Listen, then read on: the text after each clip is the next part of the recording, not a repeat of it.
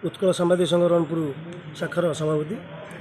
आज आम उत्कल सांबादिक संघर राज्य सभापति निर्देश क्रमे आम आज विडो को मुख्यमंत्री उद्देश्य एक 4 दफा दाबी उपस्थापन करूँ विडो पाखे।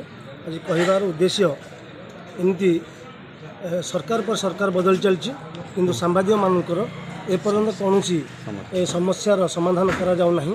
दीर्घ दिन धरी माने सांबादिक माने माने कर्मजीवी सांबादिक माने निजर कर्म कर चलते कौन प्राइस प्रेस्टिज पेंशन उपर कौन कहीं सरकार भूक्षेप करना। तेणु यह नहीं किसी दिन माने किसी वर्ष तले जो बीजेपी सरकार आज डबल इंजिन सरकार कहता सरकार जिते पीएमजी छकरे आम सांबादिक मैंने दाबी उपस्थापन करते सी से कहते आम जो सरकार को आसबू ताकू आम तुरंत सांबादिक मान कथा बुझू। तेणु दीर्घ वर्ष 2 वर्ष बीती जाते एपर्यंत कौन पदक्षेप नहीं ना।